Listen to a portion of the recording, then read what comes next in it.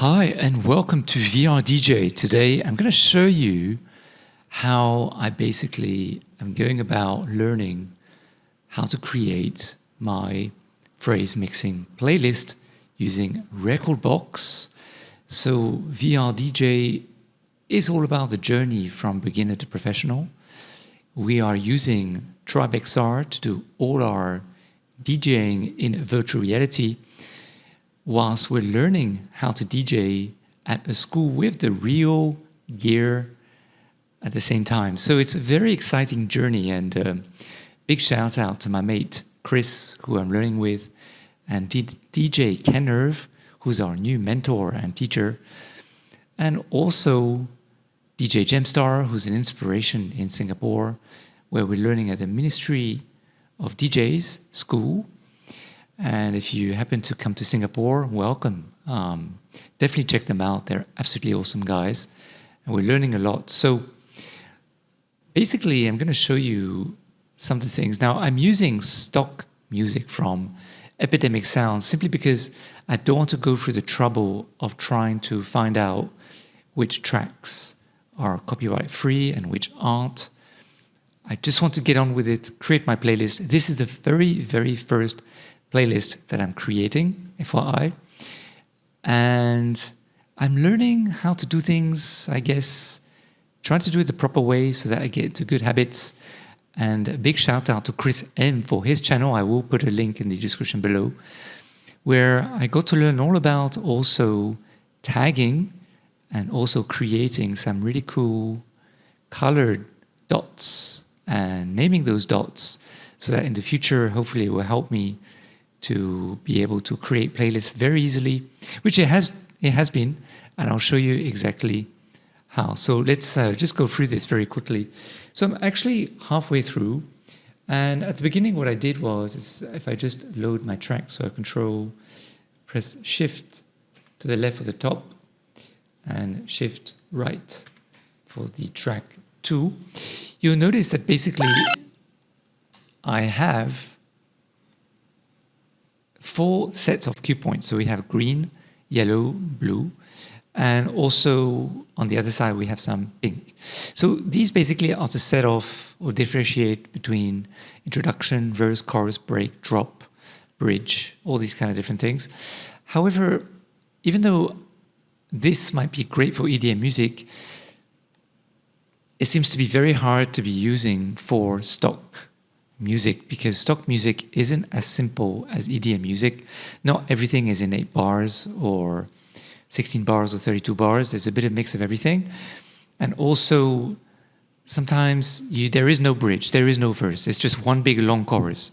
So it's very hard to see things. So I find that for music tracks that I'm using currently so far, if I was just to load the first track, for example, and then the second one, you'll notice that all the first tracks, they only have 1 set for the first track and 2 sets of cue points for all the other tracks. And this is because I don't want to have the headache of memorizing. In fact, I don't really know how you're supposed to memorize. Not only, okay, in terms of which song comes next, this is easy. We put our playlist according to that. But am I going to mix the bridge with a drop? Am I going to mix an intro after a drop? Like these kind of different things, I don't want to have the hassle. So to make my job easier, what I'm actually trying to do is do my phrase mixing before I will do my set, so that when I get into my console, my controller, and then I start playing, I don't have to think. I can just load the track and know exactly when to start, and boom. And then what I can focus on later as I get better, I can maybe add some effects, so I can work around with the cue, the EQ, or maybe I can experiment a little bit more with how to transition from one song to the next. Because at the moment, we're doing very basic things. We're focusing purely on the crossfader, so to speak. So bringing down the volume from the console on the track 1 and bringing up the mixer on track 2. So very simple stuff. And later, as we get more complicated, then be experimenting a bit more and doing more drills and more practice. So just want to show you a little bit my process as to what I have done. So for example, let's take track 1 and then we go to, let's say, the A Q, so QA. So let me stop it and bring it. And then we go to track 2 and then we're going to basically start on QB. But let's just see if they're aligned first. So the first thing I want to do is make sure that my tracks are aligned, and I'm going to press the shift, the Z and N. So Z is for track 1, N is for track 2. And I'm just going to press them at the same time just to make sure that my tracks are aligned. Now, you're going to be able to hear both tracks at the same time. I do need to beat match my tracks, so let me just beat match these. And then I'm going to beat match them to 124. And then let's just start playing them. So my track 2 did not start, so one moment.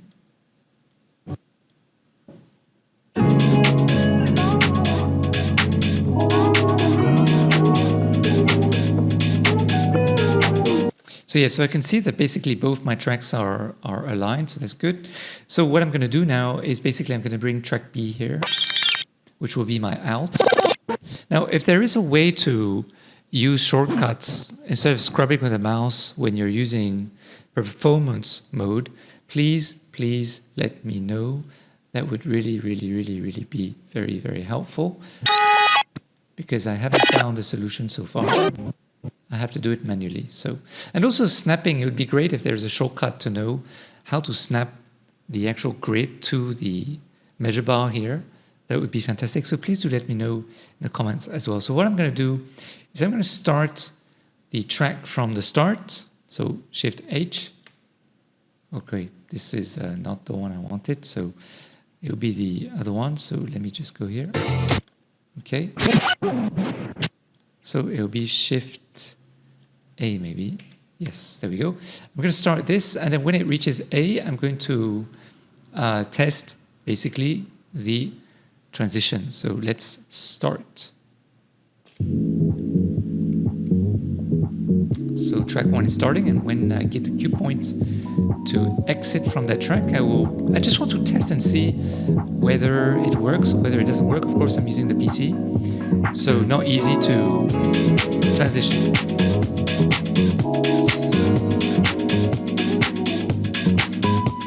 Okay, it's coming.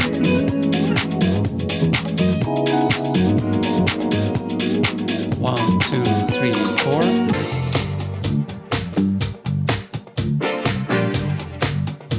Okay, so for me it works okay. So it gives me a little bit of an overview. Let me just test again.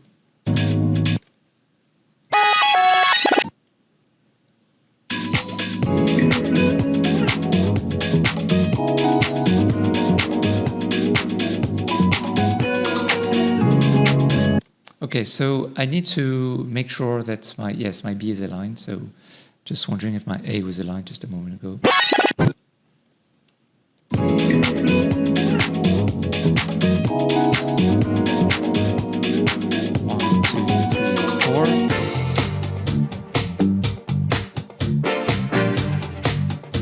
Okay, so this is all good.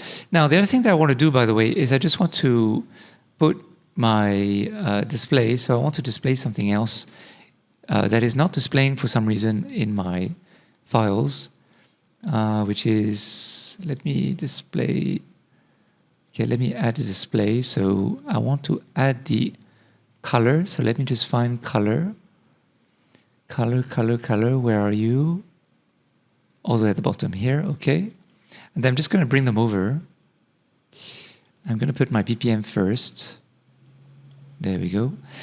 And so basically what I've done is I sorted all my tracks depending on, so this is what I want to talk about. Chris M, I want to give a shout out to him. I will put a link in the description below the video. Basically, he teaches how to color code your playlist. And then basically you can then let me also put the number. So this is missing as well. So one moment. Need to put number track number. Not sure if I can find it here. Okay, maybe I'll have to find it later. Oh, maybe it's here. It's supposed to be number, but I don't see the number anywhere, so never mind. Supposed to be number. Where are the numbers? Oh, I have to go here. Sorry, excuse me. So, okay, so now I have all my tracks by number. Okay, and then we've done 12 songs, okay.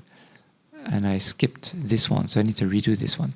Okay, so basically what I've done is I put my playlist depending on whether it's an opener, a maintainer. Maintainer means that the beat keeps constant.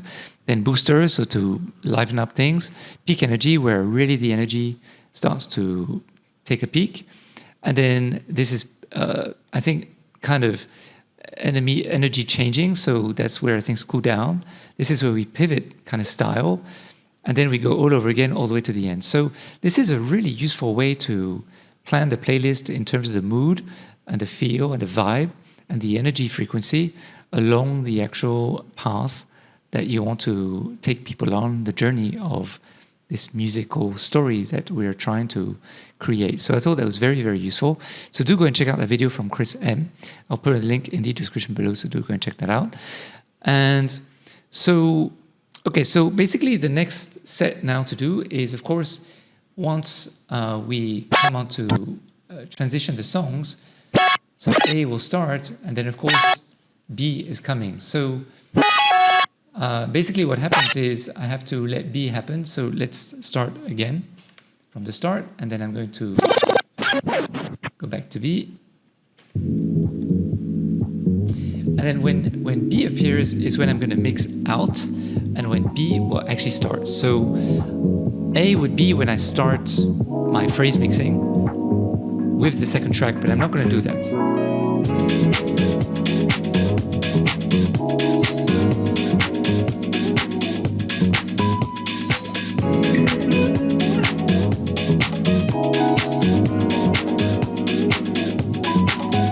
Okay, so now I will actually start to mix.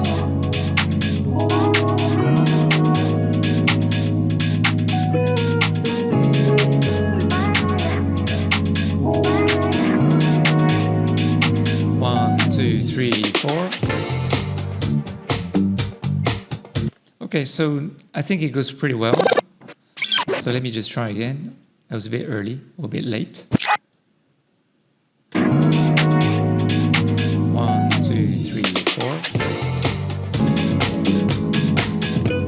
Okay.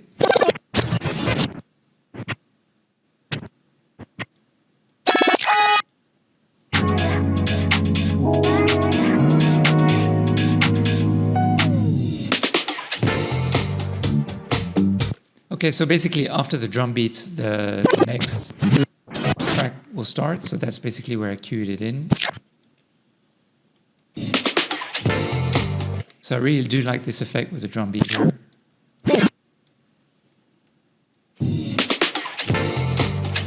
And then when I do the mix, it will be a bit more together. So this is just to try. So basically the next step is that now we go to C, which is where I would mix, I would basically start to bring in the next track. So then I go to the track 3 and I bring it in. There we go. And basically I will match. So what I want to do first is I want to make sure that my, okay, they're beat synced, so that's good. So I want to go to, so the next song is called Deep Into London. So it's this track here. So I want to bring basically here, A. And first I want to check that my tracks, again, are basically matched. So when I cue the track in, I can cue it out at the same exact time. That's really important for me. And as you notice, I'm only using A, B, C, D. So A is when I bring the new song. B, I bring it in to the audience. C is when I mix in the new track. D is when the new track goes back to the audience. So that's basically how I'm doing it. So let me just check that they're matched.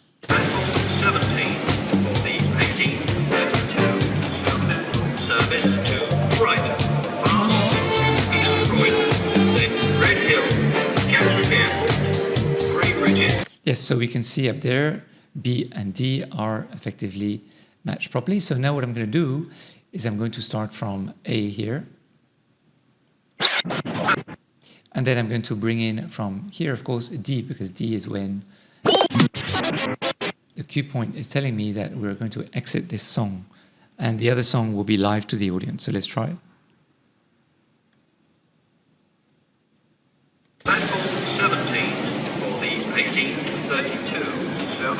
So, sorry, wrong song.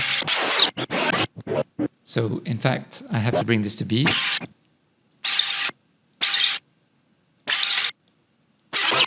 I'm still getting very confused sometimes as to which one is track 1 at the top or track 2 at the bottom.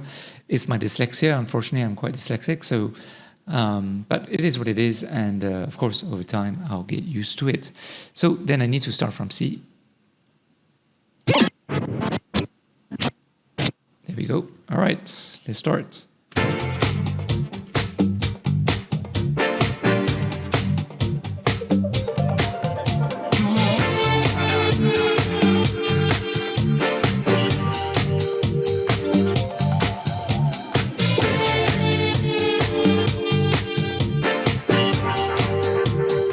1, 2, 3, 4. Customers for London Road, Old School, Plasma, and Lewis, also home and stations to Worthing, change and right.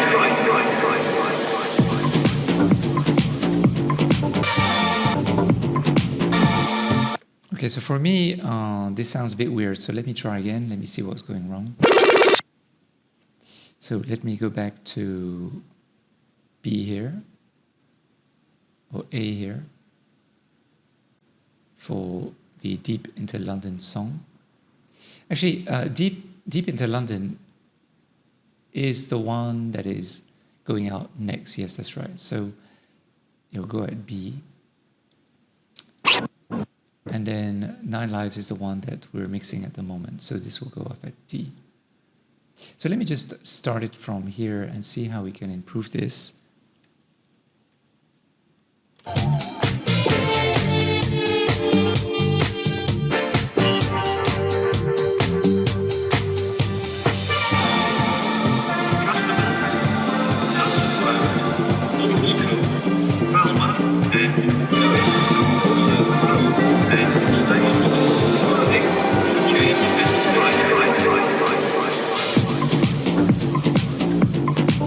Okay, so basically the cue needs to end here. So this is where my exit is actually going to be. However, I'm not going to touch the cue for... So we actually want these two to be aligned. So this one will get out and this one will be louder. So this will kind of be my drop, if you wish, or my chorus, not my drop. So what I will then, in this case, do is move my B from, so I'm going to take off my B here, I'm going to put it there. There we go. And I'm going to start mixing from, in fact, no, sorry, my B still stays where it was, so I have to go back. Okay, let me go back again. I think it was here. A, 1, 2, 3, 4, 5, 6, 7, 8. Okay, so we had 8 bars, I believe. Okay, there we go. However, on here, I need to move my, I believe, my D point. Yes, that's right. So we're going to move the D point. Make it here. And then the C point, we can move it also forward. So 1, 2, 3, 4, 5, 6, 7, 8. This will be 8 bars, so we'll move it here. There we go. And then what I'm going to do now is I'm going to bring my A point. And then we're just going to make sure that they are aligned. In fact, I could bring them 16 bar, another 8 bars back if I had to. Platform 17 for the 1832 service to right.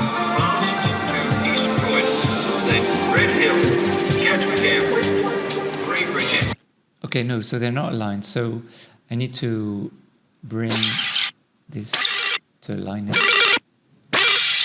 Okay, there we go. This is what we want to align. So we are going to align our B point again. And okay, so we're going to count backwards again. So 1, 2, 3, 4, 5, 6, 7, 8. 1, 2, 3, 4, 5, 6, 7, 8. 1, 2, 3, 4. Okay, so I like that we're 12 bars behind. That's good. And then same thing for here. We need to count backwards. So 1, 2, 3, 4, 5, 6, 7, 8. 1, 2, 3, 4, 5, 6, 7, 8. 1, 2, 3, 4. Okay. And this will be our C. Okay, let's do that. All right, and let's test it, see if they're aligned. 17, the 18, 32, service to right, fast to East Croydon, then Red Hill, Gatwick Airport, 3 bridges, Morecambe, Stainless Heath, Macclesfield, Burgess Hill, Essex, Preston Park, and right. Customers, Lord's Coombe, Falmouth. Okay, so they're aligned, that's good.